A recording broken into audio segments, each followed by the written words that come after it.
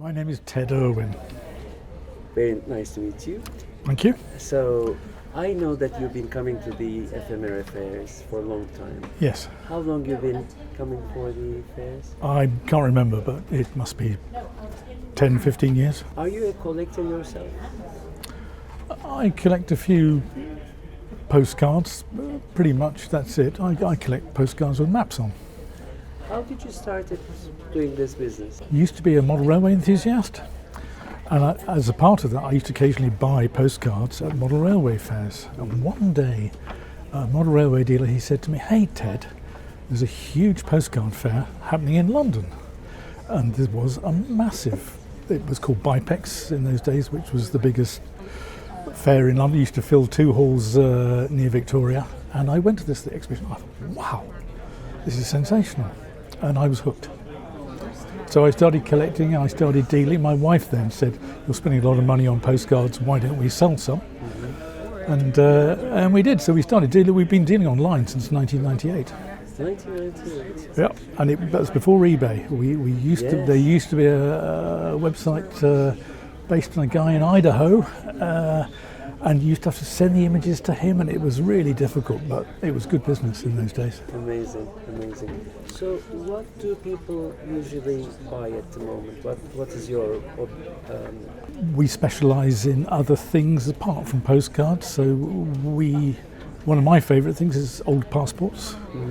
They go well, they go very well. There's some very keen collectors of those.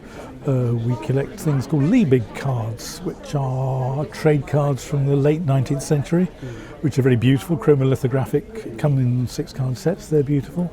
We sell Cinderella stamps which are not postage stamps, but look like them, and they were used, particularly in the 1920s and 30s, to promote products and particularly exhibitions and trade fairs.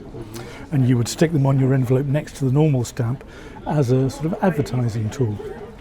And they used very classy graphic designers, and some of them are very beautiful.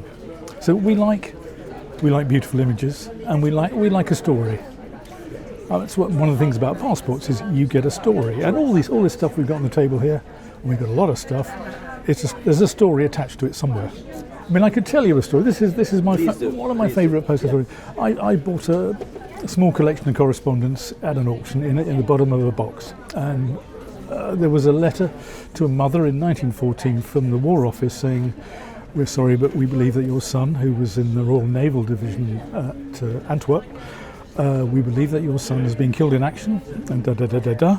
And there was a letter as well from his commanding officer saying what a good chap he was and how brave he'd been and all the rest of it. And then there was letters from the War Office about his personal possessions and his pension, all sorts of stuff, and back pay. And at the bottom of this box was a postcard from the boy himself, who was supposed to be dead, saying, "Hello Mum, I'm in an internment camp in Holland. It's very cold, could you send some socks?" Wonderful, great story. Oh yeah. So you do come, and passports. I had a passport of a Polish Jew who applied for his passport in 1939, and he got his passport just before the Germans invaded. And then there's a stamp of him crossing into Romania just ahead of the Germans. And then the next stamp in this passport is he gets to Russia, and there's a stamp in Moscow. And then a little bit later than that, there's a stamp of him going into Persia, or Iran as it is today. And then finally, there's a stamp of him arriving in Palestine in the British Mandate. And at the back of the passport is a permit for him to live permanently in Israel. And so that's, Amazing. he made it. Yeah. So many didn't, obviously, but it was heroic. Amazing. We love that. It's a good story. Amazing. Thank you so much. Thank you. Pleasure.